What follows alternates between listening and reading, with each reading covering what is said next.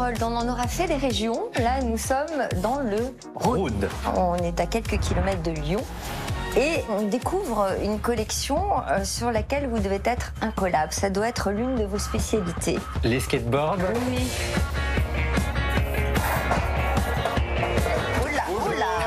Et un collectionneur dangereux. Dimitri. Bonjour Dimitri. Bonjour Dimitri. Donc collection de skateboard, de flippers. Qu'est-ce que vous collectionnez au juste Alors plein de choses, des vieux jouets, des flippers, des vieilles voitures à pédales, mais surtout le Des skateboard. chaussettes? Non. Ah, plus de chaussettes. C'est la tenue type, ça? Il faut mettre de grandes chaussettes comme ça? C'est le look Ouais, skater. dans les années 80, ils s'habillaient comme ça et ça protégeait un peu les tibias. Collectionneur depuis toujours? J'ai commencé le skate à l'âge de 10 ans. Je pense que ça fait un clic dans ma tête. Et du coup, j'ai tout gardé, mes premiers magazines, les premiers autocollants de skate qu'on m'a offerts dans les magasins. Je les ai jamais collés, je les ai conservés. Vous avez quel âge alors? 35 ans. Comment vous avez découvert le skate? En allant à l'école, tous les jours quand j'allais à l'école, il y avait une bande de jeunes qui en faisaient sur le trottoir. Ça m'a émerveillé de les voir faire et je me suis dit j'ai envie d'essayer. J'ai eu un skate à Noël et... C'était la grande période dans les années 80? Non. Vous avez fait du skate, vous? Non, j'ai jamais fait de skate, j'arrive même pas à tenir sur des patins roulettes. Vous pensez bien? C'est pas Moi, du j'en tout ai mon fait. univers. Mais non. Mais si. Vous aussi? Mais oui, j'en ai fait. J'en ai fait un peu, hein. Enfin... Vous avez combien de planches ici? D'exposés, il y en a peut-être 500. Après, dans ma collection perso, en tout, j'en ai plus de 600. Donc, j'ai pas encore tout exposé. Comme ça, je pourrais faire un turnover. Quand les gens viendront plusieurs fois, ils verront pas tout le temps la même chose. Parce que le but, c'est d'ouvrir au public, C'est ça, de j'aimerais faire bien. une sorte de musée? Exact. D'accord. Alors, Harold, vous êtes incollable sur l'histoire du skate. On va avoir un petit aperçu de l'histoire. On va commencer par les années 50-60, parce que c'est là qu'apparaît le C'est ça. skateboard. À ce moment-là, c'est une planche à roulettes. Hein. C'est quelque chose d'assez sommaire. Ça commence aux États-Unis, et c'est plutôt les enfants. C'est ça. Et certains adultes qui n'avaient pas beaucoup Ils y sont grandi essayés. ont eu envie. Exact. Voilà. Et du coup, après, le skateboard a été interdit. Parce qu'il y a eu beaucoup de blessés, que les hôpitaux ils étaient surchargés à cause de ce nouveau phénomène de sport qui était arrivé. Du coup, dans certaines villes, ils ont arrêté le skate et c'est pour ça qu'il y a eu aussi un creux entre les années 60 jusqu'à 70. Voilà. Pourquoi ça revient dans les années 70? Ça, c'est intéressant. C'était l'occasion d'un phénomène météorologique. Absolument, une grande sécheresse en Californie, parce que C'est ça. la Californie, c'est le berceau du skate. Du surf, en fait. Il y avait la canicule, mais il n'y avait pas de vent. Et donc pas de vagues. Et donc les surfeurs étaient c'est ça. privés de leur sport. Et donc, comme il n'y avait plus d'eau dans les piscines, Parce qu'on se servait de l'eau dans les piscines pour arroser. exactement, Et donc et ils ont utilisé les piscines vides comme Terrain de un terrain de skate. jeu. Exact. Et du coup, en fait, les piscines aux États-Unis, elles ont souvent la forme d'haricot. Et en fait, à l'intérieur, c'est tout arrondi. Que nous, nos piscines en Europe, Ah ouais. c'est des. Elles sont Elles sont rectangulaires. nulles c'est ça, donc ici. on peut pas les Bah, skater. bien sûr. Voilà. Bon, on va vous voir. suivre, hein, on va tout voir ça. l'évolution, vous allez tout nous expliquer. Donc, ça va du début du skate, j'imagine.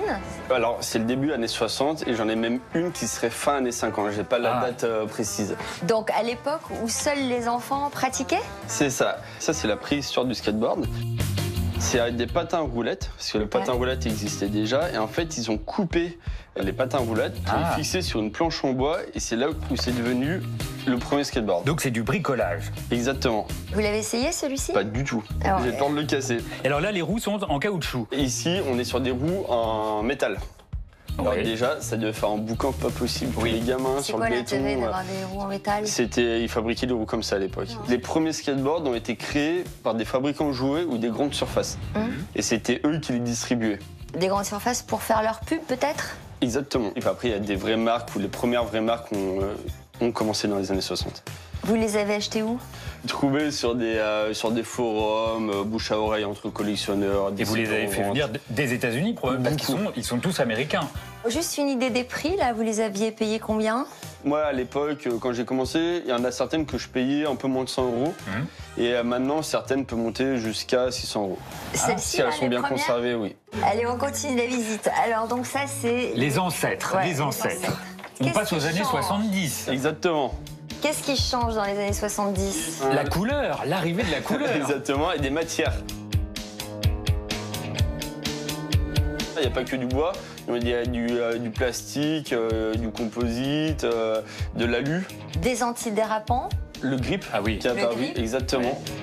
Et les roues, elles changent aussi là. Ouais, la taille des roues, la matière, on est passé à la gomme, à l'uréthane. Là, ça reste encore ludique, c'est pas encore investi par des vraies marques de skate. Exactement, c'est plus encore des fabricants de jouets, il n'y avait pas de planche de pro skater. C'est venu un peu après. Tous les jours, vous êtes à l'affût de ce qui pourrait sortir, vous regardez s'il y a des planches à vendre. Sur une journée de 24 heures, je passe peut-être 14 heures sur Internet pour trouver de bons plans, chiner, être à l'affût des sorties. Vous achetez environ combien de planches par semaine? Par semaine, je sais pas, mais par mois, je peux aller jusqu'à presque une dizaine. Vous êtes prêt à dépenser combien? En moyenne, on va dire peut-être 500 € par mois. Alors, l'épisode des piscines vidées, donc c'est en 1976, et donc les surfeurs skateurs qui sont un peu... désœuvrés, c'est le mot, vont utiliser ces bassins de piscine vides pour s'entraîner, pour s'amuser, pour faire des figures dans ce qu'on appelle le bowl, c'est ça? Le bowl qui est le bassin vide.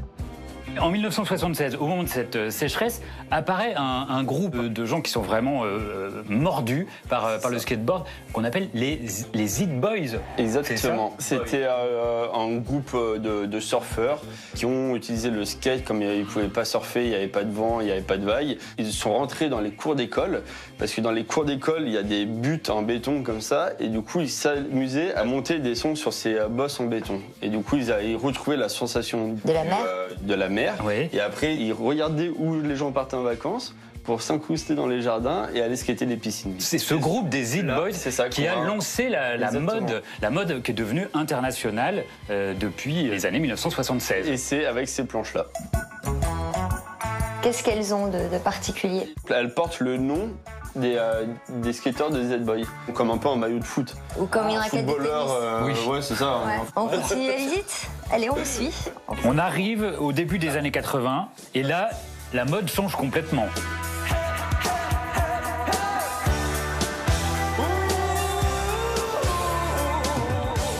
C'est la grosse explosion dans le monde du skate. C'est là où les sociétés ont fait appel à des vrais graphismes.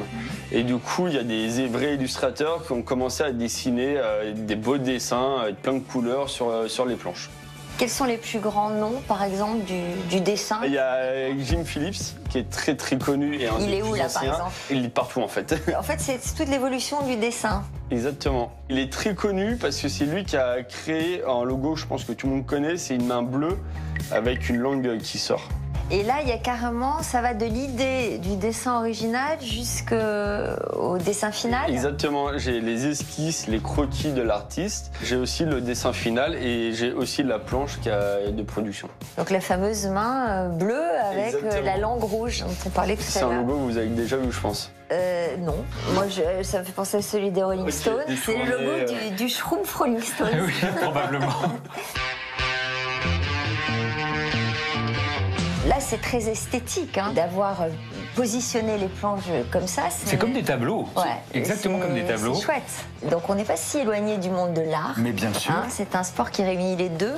Celle-ci, là, est très belle, celle-ci, cette noire et tout. Vous l'avez payée combien? J'ai dû la payer autour des 200 €, je pense. Si vous deviez l'acheter aujourd'hui, est-ce que les prix ont augmenté? Oui, je pense qu'elle serait 1000 € à peu près. Ah oui. Là, vous l'estimez à combien, votre collection? Je veux pas dire. On approche du million? Non, quand même pas, mais à plusieurs centaines de milliers d'euros, ouais. D'accord. Là, on est toujours sur les années 80, sauf que certaines sont neuves d'époque. C'est très dur à en trouver des neuves parce qu'en fait, comme là, elles ont été utilisées, donc les dessins, souvent, ils sont effacés. Est-ce que quand on achète une planche qui n'a jamais été utilisée, est-ce qu'elle a plus ou moins de valeur qu'une planche qui a été utilisée? Ça dépend des collectionneurs. Moi, en tant que musée, j'ai envie d'exposer des belles choses, mais il y a certains collectionneurs qui veulent que des planches utilisées parce qu'elles ont plus d'âme. Et une planche utilisée par un grand champion? Très dur à trouver. Est-ce que vous êtes le plus grand collectionneur de France? Oui, je pense que oui. D'Europe? Oui. Du monde? Non, quand même pas. La plus onéreuse, là? Celle-ci. Elle est dessinée par Jim Phillips, elle est neuve d'époque. Quelle est la technique utilisée, là? Alors, c'est de la sérigraphie. Voilà. Donc c'était un travail énorme, je pense, à l'époque, parce que du coup, il fabriquait des écrans comme des pochoirs, et il passait couleur par couleur. Donc il y avait un mec à l'atelier qui produisait toute une série de planches pendant des mois pour là être distribué à l'international. qui est assez fascinant là, c'est que vous voyez qu'on est dans un univers complètement gothique, hein, avec ces têtes de mort, ces crânes, ces choses un peu bizarres. Mais il y a également des skateboards religieux. Et alors, on voit ici une vierge et la scène d'après Léonard de Vinci reproduit sur des skateboards. Alors ça c'est la planche d'un skater qui s'appelle Jason Jesse. Oui. Et je sais qu'il est très croyant. Ah. Donc c'est peut-être pour ça qu'ils avaient fait une planche avec ce thème. Au niveau des techniques, il y a une évolution là par rapport à celle des années 80 ? C'est les mêmes. Ouais. C'est fabriqué, il y a 7 couches de bois qui sont entrecollées, c'est pressé, et après ils découpent la forme à l'intérieur. Donc on passe aux années 90 ? Ça par exemple c'est une planche que moi j'ai eue quand j'étais plus jeune, à sa sortie. Quand j'ai découvert les plateformes d'enchères, et j'en ai vu une passer, et je me suis dit ah c'est la même que j'ai eue en neuve. Je l'ai eue.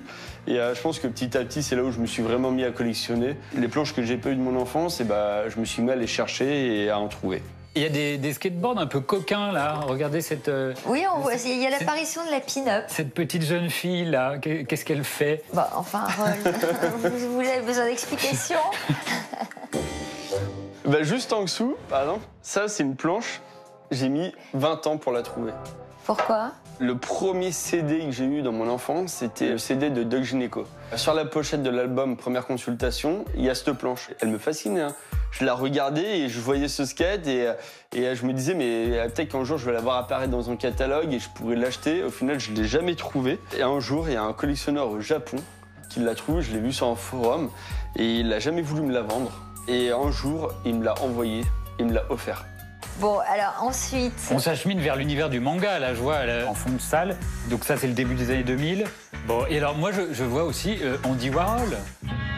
Donc avec les éléments iconiques, hein, la soupe Campbell, Mao, Marilyn Monroe, vous reconnaissez des images très identifiables. Il y en a une émouvante, là, Je suis Charlie. Exactement, elle a été produite à 50 exemplaires dans le monde. C'était pas pour faire du commerce, c'était juste une planche pour les familles.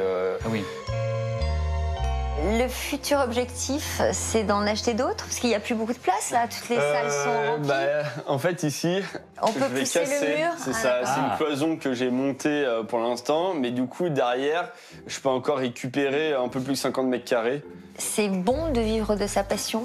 C'est tout nouveau parce que j'ai arrêté mon boulot il y a à peine un mois. Donc, je découvre, on verra. Merci Dimitri, on a appris des tas de choses et on ne pensait pas que ça nous intéresserait autant. Et c'est passionnant comme univers. C'est passionnant, c'est vrai, parce que ça rejoint l'univers du graphisme et donc de l'histoire de l'art. Absolument. Donc on a adoré. Merci à vous. Merci beaucoup. Et bonne chance. Bon retour. On va passer dans d'autres univers maintenant, à la recherche d'autres collectionneurs. Au revoir, merci. Au revoir.